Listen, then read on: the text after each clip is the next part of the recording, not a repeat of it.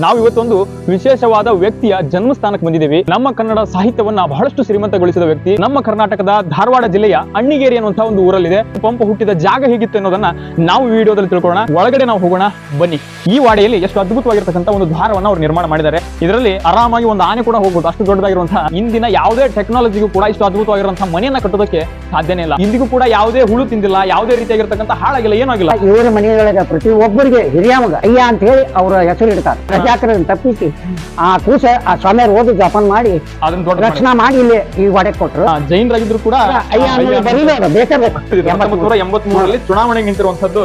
ಇದು ಸ್ನೇಹಿತರೆ ಮೊದಲಿಗೆ ಗರಡಿ ಮನೆ ಇತ್ತಂತೆ ಆ ಕಾಲದಲ್ಲಿ. ಮಹಾರಾಜರು ನೋಡಿದ್ರು ಈ ಕುದುರೆ ನೋಡ್ಕೊಂಡು ನನಗ್ ಬೇಕಿದೆ ಅಂದ್ರ ಅವರು ದೈವಿ ಸ್ವರೂಪದಲ್ಲಿ ಈ ಗಡಿ ಮನೆಯನ್ನು ನೋಡ್ತೀವಿ. ಯಾರೇ ಒಳಗಡೆ ಹೋದ್ರು ಕೂಡ ಎದೆ ಉಬ್ಬಿಸ್ಕೊಂಡು ಹೋಗಬಾರ್ದು ಅನ್ನುವಂತ ಉದ್ದೇಶದಿಂದ ನಮ್ಮ ಹಿರಿಯರು ಇಷ್ಟು ಸಣ್ಣದಾಗಿರುವಂತಹ ಬಾಗಿಲನ್ನು ಮಾಡಿರ್ತಾರೆ. ನಾವು ಕೂಡ ಎಲೆವಾಗಿನೇ ಒಳಗಡೆ ಹೋಗೋದು. 10ನೇ ಶತಮಾನದ ಕನ್ನಡ ಸಾಹಿತ್ಯದ ಸುವರ್ಣ ಯುಗದ ಆದಿಕವಿ ಪಂಪ. ವಂಶಸ್ಥರ ಮನೆಗೆ ರಾಜ್ಕುಮಾರ್ ಅವರು ಬಂದಿದ್ರಂತೆ. ಇಲ್ಲಿ ನಾವು ಗಮನಿಸೋದು ಇಲ್ಲಿರುವಂತದ್ದು ರಾಜ್ಕುಮಾರ್ ಅವರು. ಅಂದಿನ ಕಾಲದಲ್ಲಿ ಆ ರೀತಿ ಪೇಂಟಿಂಗ್ ಮಾಡ್ಬೇಕಂದ್ರೆ ಅವನು ದೊಡ್ಡ ವಿದ್ವಾಂಸನೇ ಆಗಿರ್ಬೇಕು. ಈಗೂ ಏನಾಗಿಲ್ಲ, ಇವೆಲ್ಲ ಕಮ್ಮ ಏನ್ ನೀನ್ ಮನೆ ಕಟ್ಟಾರನು ಅನ್ನೋದ್ರ ತರ ಆದವ್ರಿಗೆ ಒಂದ 25-30 ವರ್ಷದ ಐತಾರ. ಇಲ್ಲಿ ಗಣಪತಿ ಇದನ್ನ ವಿಸರ್ಜನೆ ಮಾಡಿ ಮಾಡೋದಿಲ್ಲ, ಕಾಯಂ ಇರ್ತೈತ.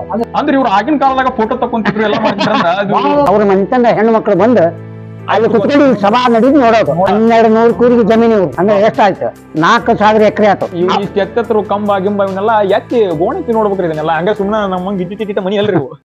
ಸ್ನೇಹಿತರೆ, ನಿಮಗಿದು ಸ್ವಾಗತ. ಇದು ಅಮೋಘ ಭಾರತ.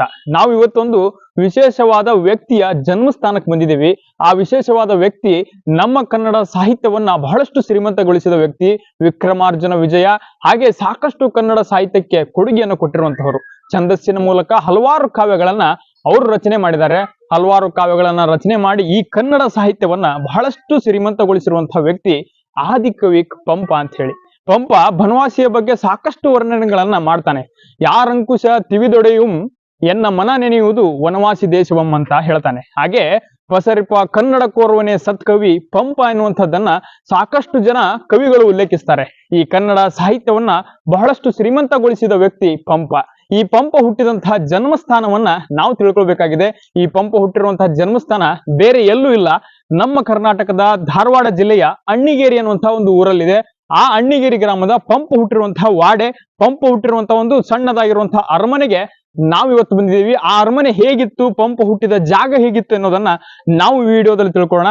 ಈಗ ನಾವು ಗಮನಿಸ್ತಾ ಇರುವಂತದ್ದು ಇದು ಪಂಪ ಹುಟ್ಟಿರುವಂತಹ ಜನ್ಮಸ್ಥಾನ, ಪಂಪ ಹುಟ್ಟಿರುವಂತಹ ವಾಡೆ, ಧಾರವಾಡ ಜಿಲ್ಲೆಯ ಅಣ್ಣಿಗೇರಿಯಲ್ಲಿದೆ. ಒಳಗಡೆ ನಾವು ಹೋಗೋಣ ಬನ್ನಿ. ಸ್ನೇಹಿತರೆ, ನಾವು ಒಳಗಡೆ ಬಂದ ತಕ್ಷಣ ಬಹಳ ಅದ್ಭುತವಾಗಿ ಈ ಒಂದು ವರಾಂಡವನ್ನ ನಾವು ಕಾಣಬಹುದು. ಇದು ಧಾರವಾಡ ಜಿಲ್ಲೆಯ ಅಣ್ಣಿಗೇರಿಯಲ್ಲಿದೆ. ಇಲ್ಲಿರುವಂತಹದ್ದು ಇದು ಪಂಪ ಹುಟ್ಟಿರುವಂತಹ ವಾಡೆ. ನಾವೇನು ಹಿಂದಿನ ಕಾಲದಲ್ಲಿ ದೇಸಾಯಿಗಳು, ದೇಶಪಾಂಡೆಗಳು ಅಂತ ಏನ್ ಕರಿತೀವಲ್ಲ, ದೇಸಾಯಿ ದೇಶಪಾಂಡೆ ಅವರು ವಾಸಿಸುವಂತಹ ದೊಡ್ಡ ದೊಡ್ಡ ಮನೆಗಳಿಗೆ ವಾಡೆ ಅಂತ ಹಿಂದಿನ ಕಾಲದಲ್ಲಿ ಕರಿತಾ ಇದ್ರು. ಅಂತಹ ಒಂದು ವಾಡೆಗೆ ನಾವು ಇವತ್ತು ಬಂದಿದ್ದೀವಿ. ವಾಡೆಯ ಒಳಗಡೆ ಹೋಗೋಣ. ಅಲ್ಲೊಂದಿಷ್ಟು ಜನ ಇದ್ದಾರೆ, ಅವರನ್ನ ನಾವು ಮಾತಾಡ್ಸೋಣ. ಯಾವ ರೀತಿಯಾಗಿ ಈ ಪಂಪನ ಜನ್ಮಸ್ಥಾನ ಇದೆ ಅನ್ನುವಂಥದ್ದನ್ನ ನಾವು ತಿಳ್ಕೊಳ್ಳೋಣ ಬನ್ನಿ.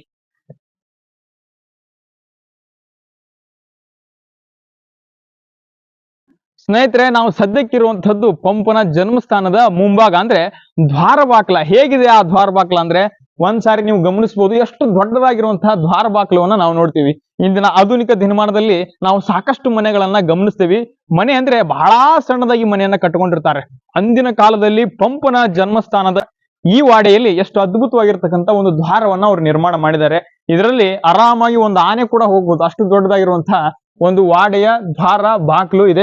ಇದರ ಹೊಸ್ತಲು ಕೂಡ ಬಹಳ ದೊಡ್ಡದಾಗಿದೆ. ಇದರ ಒಳಗಡೆ ನಾವು ಈಗ ಹೋಗೋಣ ಬನ್ನಿ. ಈ ವಾಡೆಯನ್ನ ಒಳಗಡೆ ಬಂದ ಸಾಕಷ್ಟು ಜನ ಇಲ್ಲಿದ್ದಾರೆ. ಈ ಮನೆಯನ್ನ ನೋಡ್ಕೊಳ್ಳೋಕ್ಕೂ ಕೂಡ ಇಲ್ಲಿ ಒಂದಿಷ್ಟು ಜನ, ಒಂದು ಕುಟುಂಬ ಈ ಮನೆಯನ್ನ ನೋಡ್ಕೊಳ್ಳೋಕೆ, ಈ ಪಂಪ ಹುಟ್ಟಿರುವಂತ ಜನ್ಮಸ್ಥಾನವನ್ನು ನೋಡ್ಕೊಳ್ಳಿಕ್ಕೆ ಒಂದು ಕುಟುಂಬ ಇಲ್ಲಿದೆ. ಈ ಕುಟುಂಬದ ಮನೆ ಇದಾದ್ರೆ ನಮಗೆ ಕಾಣುವಂಥದ್ದು ಪಂಪನ ಜನ್ಮಸ್ಥಾನ, ಪಂಪನ ವಾಡೆ, ಪಂಪ ಹುಟ್ಟಿರುವಂತಹ ಜನ್ಮ ಜಾಗ ಇರುವಂತಹದ್ದು ಅಲ್ಲಿ. ಅದು ಪಂಪ ಹುಟ್ಟಿರುವಂತಹ ಅಣ್ಣಿಗೇರಿಯಲ್ಲಿರುವಂತಹ ವಾಡೆ.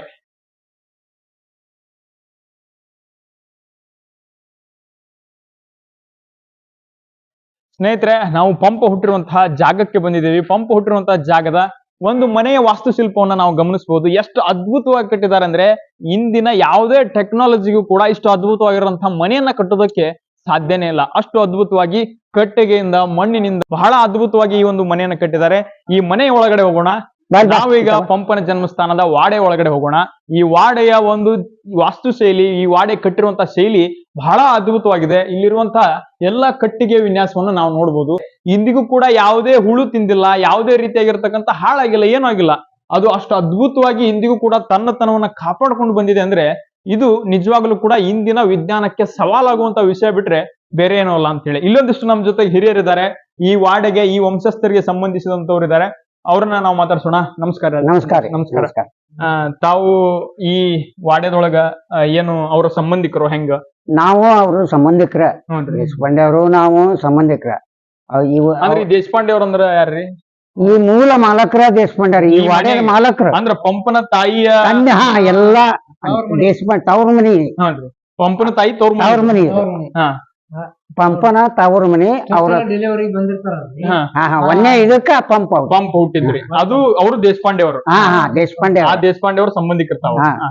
ಅಂದ್ರೆ ಈ ಪಂಪನ ಜನ್ಮಸ್ಥಾನ ಇದ್ರ ಬಗ್ಗೆ ತಾವು ಏನು ಬಹಳ ದಿವಸದಿಂದ ನೋಡ್ಕೊಂಡ್ ಬಂದಿರಿ.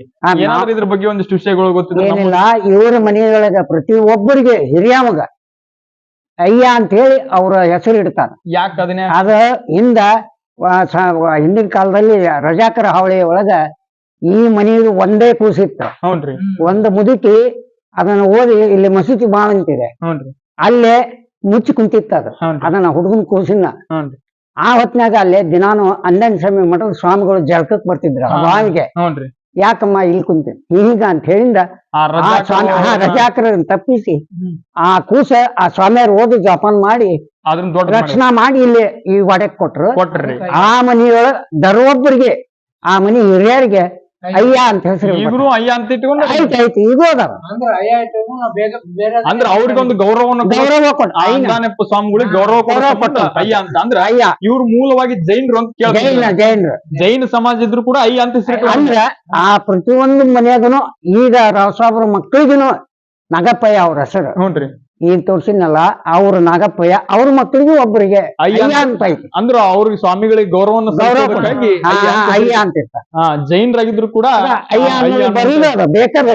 ಸ್ನೇಹಿತರೆ, ಅಷ್ಟು ಅದ್ಭುತವಾಗಿರ್ತಕ್ಕಂಥ ಈ ಭಾರತದೊಳಗಡೆ ನಾವೆಲ್ಲರೂ ಕೂಡ ಸಾಕಷ್ಟು ಬಾರಿ ಬೇರೆ ಬೇರೆ ಜಾತಿ ಈ ಎಲ್ಲಾ ಭೇದ ಭಾವಗಳ ನಡುವೆ ಬದುಕ್ತಾ ಇರ್ತೀವಿ. ಈ ಪಂಪನ ಜನ್ಮಸ್ಥಾನದಲ್ಲಿ ಅವರನ್ನ ರಕ್ಷಣೆ ಮಾಡಿರುವಂತಹ ಒಂದು ಗೌರವ ಸೂಚಕವಾಗಿ ಅಂದಾನೆಪ್ಪ ಸ್ವಾಮಿಗಳಿಗೆ ಒಂದು ಗೌರವವನ್ನು ಕೊಡ್ಬೇಕನ್ನುವಂತ ಉದ್ದೇಶದಿಂದ ಇಂದಿಗೂ ಕೂಡ ಅವರ ಹೆಸರಿನ ಕೊನೆಗೆ ಅಯ್ಯ ಅನ್ನುವಂಥದ್ದನ್ನ ಸೇರಿಸ್ಕೊಂಡು ಬಂದಿದ್ದಾರೆ ಅನ್ನುವಂಥದ್ದನ್ನ ಇಲ್ಲಿರುವಂತಹ ಹಿರಿಯರು ಹೇಳ್ತಾರೆ. ನಾವು ಮೇಲ್ಗಡೆ ಹತ್ತಿ ಹೆಂಗಿದೆ ಅನ್ನುವಂಥದ್ದನ್ನ ನೋಡೋಣ ಬನ್ನಿ. ಒಂಚೂರು ಬನ್ನಿ. ಬಹಳ ಹಳೆಯವು ಎಲ್ಲ ಇಲ್ಲಿ ಫೋಟೋ ಗಿಟೋ ಎಲ್ಲ ಅವೆಲ್ಲ ಇಷ್ಟು ಇಲ್ಲಿದಾರಲ್ರಿ. ಇವ್ರ ತಂದೆಯರು. ಇವ್ರು ಯಾರ ತಂದೆಯವ್ರಿ? ಇವ್ರ ಈಗ ಸದ್ಯ ಇರೋರ್ದು. ಹ್ಞೂನ್ರಿ. ಇವ್ರು ಅಲ್ಲಿ ಫೋಟೋ ಐತಲ್ಲ ಅದು ಅವ್ರದ. ಇದು ಮೂಲ ಪುರುಷರು, ದೇಶಪಾಂಡೆ ಅವರ ಮೂಲ ಪುರುಷರು. ಇವ್ರು 800 ವರ್ಷದ ಇಲ್ಲ 500-600 ವರ್ಷದ ನಾಗಪ್ಪಯ್ಯ ಅವ್ರ ಹೆಸರು. ನಾಗಪ್ಪಯ್ಯ. ಅವ್ರ ಹೆಸರು. ಇದು ಬಾಳ ಸಾಬ. ಹ್ಞೂನ್ರಿ. ಈಗ ಸದ್ಯಕ್ಕೆ ಈ ವಂಶಸ್ಥರು ಇರುವಂತವ್ರದ್ದು ಯಾರು ಇಲ್ಲ? ಅಲ್ಲಿ ತೋರಿ ಈ ಫೋಟೋ ತೋರಿ ಅದಕ್ಕೆ ಇದಲ್ರಿ. ಇದೇನೋ ಒಂದು ಒಕ್ಕಲುತನ ಹುಟ್ಟುವಳಿ ಮಾರಾಟ ಅಣ್ಣಿಗೇರಿ ಪಶ್ಚಿಮ ಭಾಗ ರೈತ ಮತದಾರ ಬಂಧು ಭಗಿನಿಯರ ವಿನಂತಿ. ಸದ್ಯ ದೊಡ್ಡ ಸ್ನೇಹಿತರೆ ನಾವು ಗಮನಿಸಬಹುದು, ದೇಶಪಾಂಡೆ, ನಾಗಪ್ಪಯ್ಯ, ಭೀಮಪ್ಪಯ್ಯ, ಅಯ್ಯ ಅನ್ನುವಂತ ಹೆಸರು ಕೂಡ ಇಲ್ಲಿದೆ. ಅಂದ್ರೆ ಇವರು ಅಯ್ಯ ಅನ್ನುವಂಥದ್ದನ್ನೇ ಇಟ್ಕೊಂಡು ಬಂದಿದ್ದಾರೆ. ಇದು ಎಷ್ಟನೇ ಇಸ್ವಿದ್ ಅಂದ್ರೆ 83ನೇ ಇಸ್ವಿ. 1983ರಲ್ಲಿ ಚುನಾವಣೆಗೆ ನಿಂತಿರುವಂತದ್ದು. ಇಲ್ಲಿ ಚುನಾವಣಾ ಪ್ರಚಾರ ಪತ್ರ ಇದೆ. ಇದು ಅವರ ತಂಗಿ ಅದು ಮೇಲ್ಗಡೆ ಅಲ್ಲಿ ಅವ್ರ ತಂದೆ. ಎಷ್ಟು ಜನ ಅದಾರಲ್ರಿ? ಹೈಸ್ಕೂಲ್ ಹೈಸ್ಕೂಲ್ ಚೇರ್ಮನ್ ಇಲ್ಲೈತಲ್ಲ ಇವರ ತಂಗಿ ಆಕೆ. ಈ ಫೋಟೋ ಅವರ ತಂದೆಯಾರ, ಇವ್ರ ತಂದೆಯಾರ ಅವರು. ಸ್ನೇಹಿತರೆ ನಾವು ಒಳಗಡೆ ಹೋಗೋಣ. ಇದು ಗಡ್ಡಿ ಮನೆ ಇತ್ತು ಮೊದಲ. ಕುಸ್ತಿ ಆಡುವ. ಇದು ಕುಸ್ತಿ ಆಡುವಂತ ಗಡ್ಡಿ ಮನೆ. ಮೊದ್ಲೇಕ ಗರಡಿ ಮನಿ ಇತ್ತು. ಇದು ಸ್ನೇಹಿತರೆ ಮೊದ್ಲಿಗೆ ಗರಡಿ ಮನಿ ಇತ್ತಂತೆ ಆ ಕಾಲದಲ್ಲಿ ಮಾಡುದು. ಇದು ಗರಡಿ ಮನಿ. ಮುಂದೆ ನಾವು ಹೋಗೋಣ್ರಿ. ಇಲ್ಲೇ ಒಂದೇನೋ ಹೋಟೆಲ್ ತರ ಐತ್ರಿ. ಇದು ಕೊಲ್ಲಾಪುರದಾಗ ಅವ್ರ ಅಷ್ಟೇ. ಕೊಲ್ಲಾಪುರದ ಈ ಟೈಪ್ ಅವ್ರದ್ದು ಲಾಜಿಂಗ್ ಐತಲ್ಲ. ತಾಯಿ ತವ್ರ ಮನೆಯವರ ವಂಶಸ್ಥರು. ಈಗೇನಲ್ಲಿ ರಸಾಪುರದಲ್ಲ ನಾಗಪ್ಪಯ್ಯ. ಹ್ಞೂನ್ರಿ. ಅವ್ರ ಹಕ್ಷ ಅವ್ರು ಕೊಲ್ಲಾಪುರದೊಳಗೆ ಅಲ್ಲಿ ಐತಿ. ಇವೆಲ್ಲವೂ ಹಳೆ ಇದು ಫೋಟೋಗಳ್ರಿ. ಅಂದ್ರ ಇವ್ರು ಎಲ್ಲಾ ಗೌಡಿ ದೇಶಪಾಂಡೆ ಹಾ. ಅದ್ಭುತವಾಗಿ ನೋಡ್ರಿ ಇಲ್ಲಿ ಈ ಕಡೆ ಫೋಟೋ ಇದು ಎದ್ರದ್ರಿ ಇದು ಅವ್ರು ತೀರಾ ಆಧಾರ ಇದ್ರಲ್ರಿ ಕುದುರಿ. ನೋಡ್ರಿ ಆಮೇಲೆ ಇದು ನಿಮ್ಗ ಇನ್ನೊಂದು ವಿಷಯ, ಈ ಮನೆತನದ ಕುದುರೆ ನೋಡ್ರಿ ಕಟ್ಕೊಂಡು ಇವ್ರು ಕೊಲ್ಲಾಪುರಕ್ಕೆ ಹೋದಾರ ಮಹಾರಾಜರಿಗೆ ನೋಡಿದ್ರು. ನೋಡ್ರಿ ಈ ಕುದುರೆ ನೋಡ್ಕೊಂಡು ನನಗ್ ಬೇಕಿದೆ ಅಂದ್ರ ಅವ್ರು. ನೋಡ್ರಿ ಆ ಕುದುರೆ ಕೊಟ್ಟದಕ್ಕ ಒಂದಿಷ್ಟು ಜಾಗಿ ಹಾಕಿ ಜಮೀನ್ ನೋಡ್ರಿ ಜಾಗ ಖಾಲಿ ಜಾಗ ಕೊಟ್ರ ಅದ ಈಗ ಇರೋದು ಇವ್ರಿಗೆ. ಈಗಿರುದ್ರಿ ಸದ್ಯ ಈ ಹೋಟೆಲ್ ಇರೋದ ರಾಜಿಂಗ್ ಐತಲ್ಲ, ನೋಡ್ರಿ ಹಳೆ ಈಗ ಕೊಲ್ಲಾಪುರ ಇರೋಷ್ಟ್ ಜಾಗ ನಿನ್ಗೆ ಏನ್ ಬೇಕಾದ್ರೆ ತೋರಪ್ಪ ಅಂತಂದ್ರು. ಕುದುರೆ ಆ ಸಂಬಂಧ ರೀ. ಕುದುರೆ ಕುದುರೆಗೆ. ಬೇಕಂತಂದ್ರ ಅವ್ರು ಕುದುರೆಗಾಗಿ ಜಗ ಕೊಟ್ರಿ. ಹಾ ಈಗ ಕೊಲ್ಲಾಪುರದಾಗ ಕುದುರೆ ಸಂಬಂಧ ಒಂದು ಜಾಗ ಕೊಟ್ಟ ಜಾಗ ಕೊಟ್ರ. ಅದೇ ಫೋಟೋ ಅದೇ ಜಾಗ ಅಂದ್ರೆ ಅದು. ಅದೇ ಜಾಗ ಅದೇ ಜಾಗದಾಗ ಒಟ್ಟು ಇವ್ರದ್ದು ಕುದುರೆ ಅವ್ರಿಗೆ ಬೇಕಾಗಿತ್ತು. ಬೇಕಾಗಿತ್ತು. ಆ ರಾಜ್ಯದಾಗ ಅವಾಗ ಆ ಕೊಲ್ಲಾಪುರ ಮಹಾರಾಜಗ ಬೇಕಾಗಿತ್ತು. ನಿಮ್ಗೆ ಏನ್ ಬೇಕು ರೊಕ್ಕ ಮಾರಕ್ ಬಂದಿಲ್ಲ ಅಂತ ಅಂದ್ರ ಅವ್ರು. ಆಮೇಲೆ ಏನಂದ್ರ ಅವ್ರು, ಇಲ್ಲ ನಿನಗೆ ಏನ್ ಕೊಡ್ಬೇಕು ನನಗ ಅಂದ್ರ ಆ ಕುದುರೆ ಕೊಟ್ಬಿಡೋದು. ಈ ಜಾಗ ಕೊಡ್ತೀನಿ, ನೀನ್ ಕೊಡ್ರಿ ಹಂಗ್ರಿ. ಆರಾಮ್ ಇರಾಕ್ ಹೋಗೋರ ಅವ್ರು. ಓಹೋ ಕೊಲ್ಲಾಪುರಕ್ಕ ಇಲ್ಲಿ ಕೆಲಸ ಮಾಡ್ಕೊಂಡು ರಗಡಾಗಿ ಅಲ್ಲಿ ಹೋಗ್ತಿದ್ರಿ. ಅಷ್ಟು ನೋಡ್ರಿ ನಾವು ಮುಂದಿಲ್ ನೋಡೋಣ್ರಿ. ಇದು ಹಂಗ ಇದು ಇದು ರೂಮ ವ್ಯಾಯಾಮ ಮಾಡುದ ಎಲ್ಲ ಇದು ವ್ಯಾಯಾಮ ಮಾಡೋದ್ರಿ. ಎರಡು ಒಂದ ಇದು ಗರಡಿ ಮನಿನ ಐತನ್ರಿ. ಇಲ್ಲ ಇದು ಮಾಡುದು ಹಿಂಗ ಎತ್ತು ಜಿಮ್ ತರ ನೋಡ್ರಿ ನೋಡ್ರಿ ದಿಂಡಿಕಲ್ ಐತಲ್ಲ ಅಲ್ಲಿ. ಎತ್ತೋದು ಇದನ್ನ ಮಾಡೋದು. ಅದು ಸ್ನೇಹಿತರೆ, ಈ ಬಾಗಿಲುಗಳನ್ನ ನಾವು ಗಮನಿಸಬಹುದು. ನಮ್ಮ ಭಾರತೀಯ ಸಂಸ್ಕೃತಿ ಒಳಗಡೆ ನಾವು ಆಗ್ಲೇ ಬರುವಾಗ ನೋಡಿದ್ವಿ. ನಾವು ಒಳಗಡೆ ಬರುವಾಗ ಬಹಳ ದೊಡ್ಡದಾಗಿರುವಂತಹ ದ್ವಾರ ಇತ್ತು. ಇದು ಗರಡಿ ಮನೆ, ಅಂದ್ರೆ ನಾವು ದೈವಿ ಸ್ವರೂಪದಲ್ಲಿ ಈ ಗರಡಿ ಮನೆಯನ್ನು ನೋಡ್ತೀವಿ.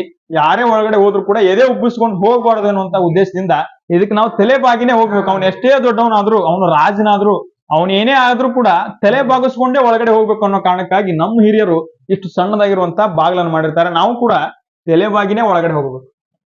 ಹೋಯ್ ಒಳಗಡೆ ನಾವು ಗಮನಿಸಬಹುದು. ಏನು ಈ ಇಲ್ಲ, ಮನೆ ಇಲ್ಲ, ಇಲ್ಲ, ಅಲ್ಲಿ ಸದ್ಯಕ್ಕೆ ಏನಿಲ್ಲ. ಬಹಳ ದುರಸ್ತಿ ಹಂತದಲ್ಲಿದೆ. ಇದು ಪಂಪ ಹುಟ್ಟಿರುವಂತ ಜಾಗ. ಇಲ್ಲಿ ನಾವು ಗಮನಿಸಿದಾಗ ಏನೋ ಈಗೊಂದಿಷ್ಟು ದುರಸ್ತಿಯನ್ನ ಮಾಡ್ತಿದ್ದಾರೆ. ಅಂದ್ರೆ ಪಂಪನ ತಾಯಿಯ ವಂಶಸ್ಥರು ಸೇರ್ಕೊಂಡು ಇದನ್ನೊಂದಿಷ್ಟು ದುರಸ್ತಿಯನ್ನ ಮಾಡ್ತಿದ್ದಾರೆ. ನಿಜಕ್ಕೂ ಕೂಡ ಅವ್ರಿಗೊಂದು ಹ್ಯಾಟ್ಸ್ ಆಫ್ ಅನ್ನು ನಾವು ಹೇಳಲೇಬೇಕು. ಯಾಕಂದ್ರೆ ಪಂಪನ ಒಂದು ಕುರುಹನ್ನ ಉಳಿಸ್ಬೇಕೆನ್ನುವಂತ ಉದ್ದೇಶದಿಂದ ತಾವೆಲ್ಲರೂ ಕೂಡ ಬಹಳ ದೊಡ್ಡದಾಗಿ ಕೊಲ್ಲಾಪುರದಲ್ಲಿ ಇದ್ರು ಕೂಡ ಇದ್ರ ಬಗ್ಗೆ ಒಂದು ಕಾಳಜಿಯನ್ನು ವಹಿಸಿ ಇದನ್ನ ಒಂದು ಅತ್ಯದ್ಭುತವಾಗಿ ಕಟ್ಟಬೇಕೆನ್ನುವಂತ ಉದ್ದೇಶದಿಂದ ಬಹಳ ಅವರು ಇದನ್ನ ದುರಸ್ತಿ ಮಾಡಿಕೊಳ್ಳಕ್ಕೆ ಬಹಳ ಕಷ್ಟವನ್ನು ಪಡ್ತಿದ್ದಾರೆ. ಅಂದ್ರೆ ನನಗೆ ಬೆಳಗ್ಗೆ ಅವ್ರ ಜೊತೆ ನಾನು ಮಾತಾಡಿದಾಗ ಹೇಳಿದ್ರು, ಅವರು 40 ಲಕ್ಷ ರೂಪಾಯಿ ಇದಕ್ಕೆ ಈಗ ಅವ್ರು ಖರ್ಚು ಮಾಡಿದಾರಂತೆ. ಅಂದ್ರೆ ಈ ಮನೆಯನ್ನ ದುರಸ್ತಿ ಮಾಡೋದಕ್ಕೆ ಅವ್ರು 40 ಲಕ್ಷ ರೂಪಾಯಿ ಈಗಾಗಲೇ ಖರ್ಚು ಮಾಡಿದಾರಂತೆ. ಅಂದ್ರೆ ಈ ಮನೆಯಿಂದ ಅವ್ರಿಗೆ ಆಗ್ಬೇಕಾಗಿರೋದು ಏನೂ ಇಲ್ಲ.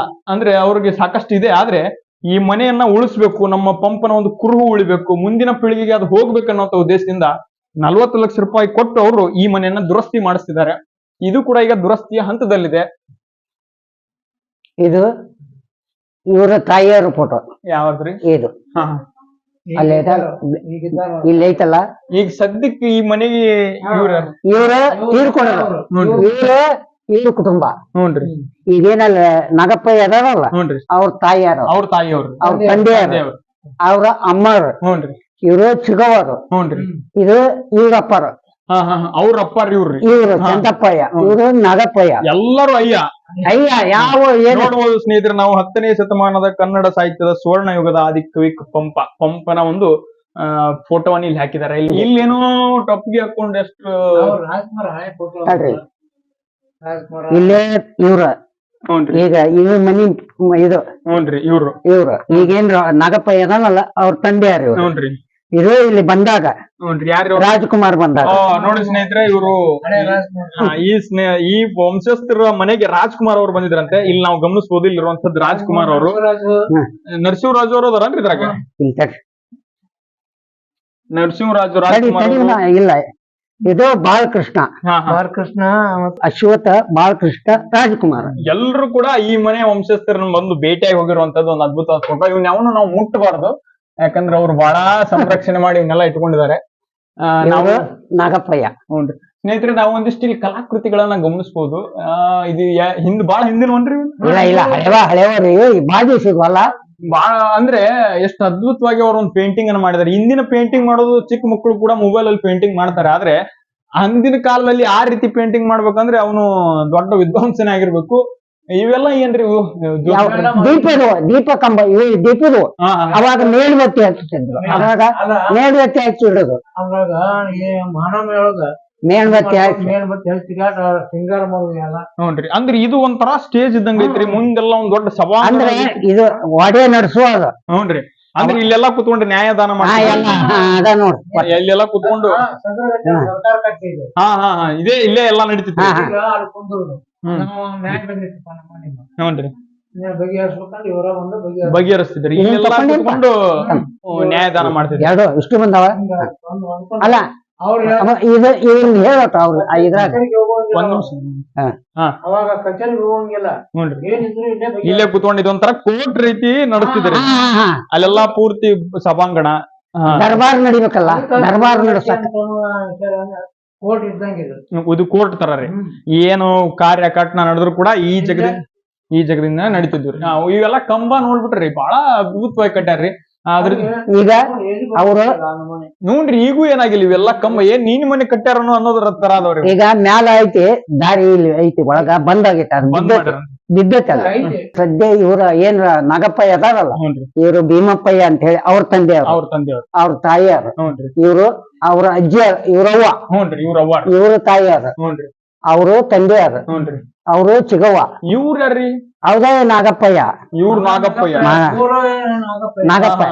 ಇವ್ರ ಹಿಂದವ್ರು ಯಾರಂತ ಗೊತ್ತಿಲ್ರಿ. ಇಲ್ಲ ಇಲ್ಲ ಇವ್ರ ಲಾಸ್ಟ್ ಗೊತ್ತಿಲ್ಲ, ಗೊತ್ತಿರೋದು ಅದಾವ. ಅವ್ರ ಹೆಳೂರ್ ಕಡೆ ಸಿಗ್ತೈತೆ, ಹೆಳೂರ್ ಕಡೆ ಸಿಗ್ತೈತೆ. ಹೌದೌದು.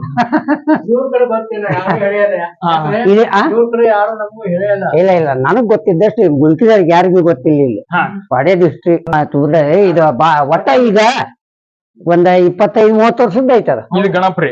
ಗಣಪತಿ ಇದನ್ನ ವಿಸರ್ಜನೆ ಮಾಡೇ ಇಲ್ಲ, ಮಾಡೋದಿಲ್ಲ, ಕಾಯಂ ಇರ್ತೈತ. ಅಂದ್ರ ಗಣಪತಿ ಇಡ ಮುಂದ ಕೆಳಗೆ ಇಡ್ತೀವಿ, ಪೂಜೆ ಮಾಡ್ತೀವಿ, ಮತ್ತು ಅಲ್ಲಿ ಇಡ್ತೀವಿ ಅಲ್ಲೇ ರೀ. ಅಂದ್ರ ಅದನ್ನ ಯಾಕೆ ತೆಗ್ದಿಲ್ರಿ ಅವ್ರು? ಯಾಕಂದ್ರ ಒಂದು ಯಾವ್ದಾವ ವಾಡಕ್ ಬಂದ್ರು ವಿಘ್ನ ವಿನಾಶ ಇದು ಇರ್ಲಿ ಅನ್ನೋ ಇರ್ಲಿ. ಲಗ್ನದಾಗ ಇಡುದಿಲ್ಲ, ಒಂದ್ ಲಗ್ನದಾಗ ಎಲ್ಲಾದ್ರೂ ಗಣಪತಿ ಇದ್ಯಾರ್ದು ಫೋಟೋ ಬಾಳ ಇದೈತಲ್ಲ, ಆ ಬಾಳ ಸಾಬ್ರದು ಅವ್ರದ್ದು ಇದೆ. ಬಾಳ ಸಣ್ಣ. ಅಂದ್ರೆ ಇವ್ರು ಆಗಿನ ಕಾಲದಾಗ ಫೋಟೋ ತಕೊಂತಿದ್ರು, ಎಲ್ಲ ಮಾಡ್ತಿದ್ರ. ಒಳಗೆ ಜಗ್ಗದಾವ ಎಲ್ಲ ಅವ್ರದೇ ಸಣ್ಣರ್ದು.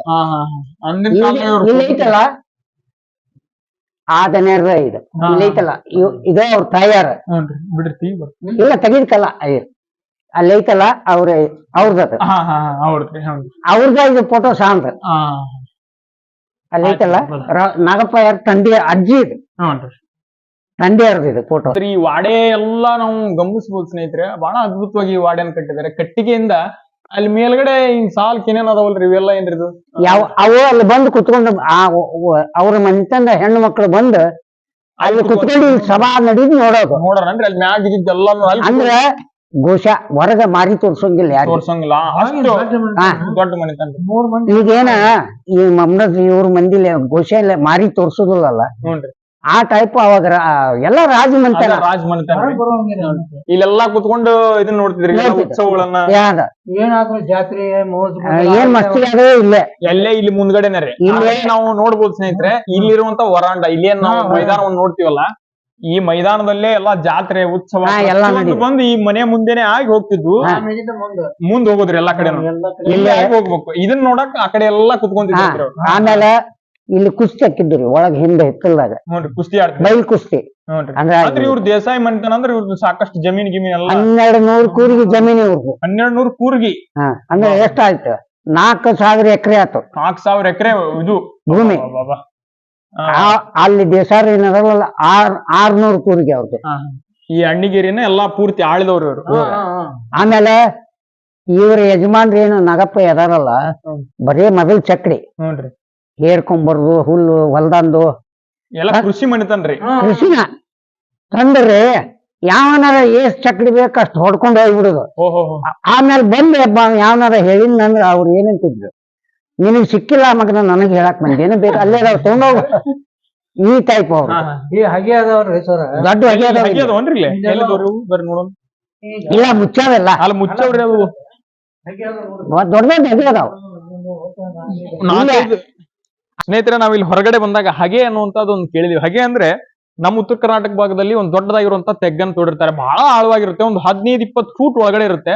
ಅದ್ರೊಳಗಡೆ ಕಾಳು ಕಡಿಗಳನ್ನೆಲ್ಲ ಸಂಗ್ರಹಣೆ ಮಾಡಿಟ್ಟಿರ್ತಾರೆ. ಅದನ್ನ ಯಾಕೆ ಆ ರೀತಿ ಇಟ್ಟಿರ್ತಾರೆ ಅಂದ್ರೆ, ಕಳ್ಳರು ಕಾಕರು ಯಾರೇ ಬಂದ್ರು ಕೂಡ ಅವರಿಂದ ಸಂರಕ್ಷಣೆ ಮಾಡ್ಬೇಕು, ಮತ್ತೆ ಅದು ಯಾವುದೇ ಕಾಲಕ್ಕೂ ಕೂಡ ಕೆಡಬಾರ್ದು ಅಂತ ಹೇಳಿ. ನಮ್ಮ ಭಾಗದಲ್ಲಿ ಇಂದಿಗೂ ಕೂಡ ಹಗೆಗಳಿದಾವೆ. ನಾವು ಸಾಕಷ್ಟು ಬಾರಿ ಹಗೆ ಒಳಗಡೆ ಇಳಿದಿದ್ದೀವಿ. ಅಲ್ಲಿ ಆಕ್ಸಿಜನ್ ಕೊರತೆ ಎಲ್ಲ ಆಗ್ತದೆ. ಇದರಲ್ಲಿ ವಿಜ್ಞಾನವನ್ನ ಕಂಡುಕೊಂಡು ನಮ್ಮ ಹಿಂದಿನ ಹಿರಿಯರು ಅದ್ಭುತವಾಗಿ ಹಗೆ ಅನ್ನುವಂತ ಒಂದು ಕಾನ್ಸೆಪ್ಟ್ ಅನ್ನು ಕೊಟ್ಟಿದ್ರಲ್ಲ, ಇಂದಿನ ಯಾವುದೇ ತಂತ್ರಜ್ಞಾನಕ್ಕೂ ಕೂಡ ಅಷ್ಟು ಅದ್ಭುತವಾಗಿರ್ತಕ್ಕಂಥ ಕಾನ್ಸೆಪ್ಟ್ ಅನ್ನು ಕೊಡೋದಕ್ಕೂ ಸಾಧ್ಯ ಇಲ್ಲ. ಇಲ್ಲೆಲ್ಲ ಹಗೆಗಳು ಇದ್ವಲ್ರಿ, ಇದು ಹಗೆನರಿ ಇದು ಅದ ಹಗೆ ಜಗನ ಅದ ಆ ಕಲ್ಲು ಸುತ್ತಲ ಐತಲ್ಲ ಇದ್ರ ಮುಚ್ಚಿರ್ತಾರ್ರಿ. ಇದ್ರೊಳಗೆ ಏನ ಏನಿಲ್ಲ ಏನಿಲ್ರಿ. ಮತ್ತೆ ಬೇರೆ ಎಲ್ಲೈತ್ರಿ ಹಗೆ? ಅಲ್ಲಿದ್ದು ಎರಡು ಅಲ್ಲಿ ಮುಂದೆ ಇಲ್ಲಿ ಮುಂದೆ ಐತೇನ್ರಿ? ಆ ಕಲ್ಲದಾವಲ್ಲ ಅವು ಇವೆಲ್ಲ ಇವನ್ರಿ ಒಳಗ ಹುಬ್ಳಿಗೆ ಮೊದಲ ಪಾರ್ವಾಳ ಇದ್ದು ಇದೆಲ್ಲ ಹಾಕಿ ಮಾರ್ವಾಳ ಹಾ ಪಾರಿವಾಳ. ಎಲ್ಲ ನೀತಿ ಹ್ಮ್ ಎಲ್ಲ ಇದು. ಪಾರಿವಾಳಕ್ ಮಾಡಿದ್ವನ್ರಿ ಇವು? ಹಗೆ ರೀ. ಒಟ್ಟ ಎಷ್ಟು ಅದಾವ್ರಿ ಈ ಜಗದಾಗ್ರಿ? 5 ಹಗೆ ಅದಾವ್ರಿ ಇಲ್ಲಿ. ಹಾ ಇಲ್ಲ ಇವನ ಅವಾಗ ಇವು ಹ್ಞೂನ್ರಿ. ಬಂಡಿಗಾಲಿ ಇವು ಹುಬ್ಳಿಗಾಡಿ ಬಂಡಿಗಾಲಿ ಚಕ್ಕಡಿಗೆ ಅವಾಗ ಹಂಗ ಅವಾಗಿನ ಬಂಡಿಗಾಲಿ ಇವು ಹಿಂಗ್ ಚಕ್ಕಡಿ ಗಾಲಿ ಹಿಂಗಿದ್ವನ್ರಿ ಅವಾಗ? ಹೌದು ಹಾ ಅವಾಗ ಚಕ್ಡಿ ಗಾಡಿ ಹಿಂಗಿದ್ದಿಲ್ಲ. ಇವಾಗ ಚಕ್ಡಿ ಗಾಡಿನ ಮಾಡ್ಕೊಂಡು ಒಂಥರ ಈಗಿನ ತೇರಿನ ಗಾಲಿ ಇದ್ದಂಗ ಅದಾವ್ರಿ. ಸೇಮ್ ಬಂಡಿಗಾಲಿ ಅದು ಅವು ಈಗೀಗ ಮಾಡಿದ್ವಿ ಹಳೆವರಿ ಇವು. ಹಳೆವಾಲ್ರಿ ಈಗಿನ ಇವ್ ಇಷ್ಟ ಎತ್ತರ ಕಂಬ ಗಿಂಬ ಇವನ್ನೆಲ್ಲ ಎತ್ತಿ ಗೋಣೆತ್ತಿ ನೋಡ್ಬೇಕ್ರಿ. ಇದನ್ನೆಲ್ಲ ಹಂಗ ಸುಮ್ನ ನಮ್ಮಂಗ್ ಇಟ್ಟಿಟ್ಟಿಟ್ಟ ಮನಿ ಅಲ್ರಿ ಇವು. ಆಮೇಲೆ ಒಳಗ ಅದ್ರ ಸಾಮಾನು ಇಡುದು ಒಂದು ಕೋಲ್ ಇತ್ತು. ಹ್ಞೂನ್ರಿ. ಅವ್ರದ್ದು ಎಲ್ಲಾ ಅಷ್ಟೇ ಅಲ್ಲೇ ಬೆಳ್ಳಿ ತೊಟ್ಲ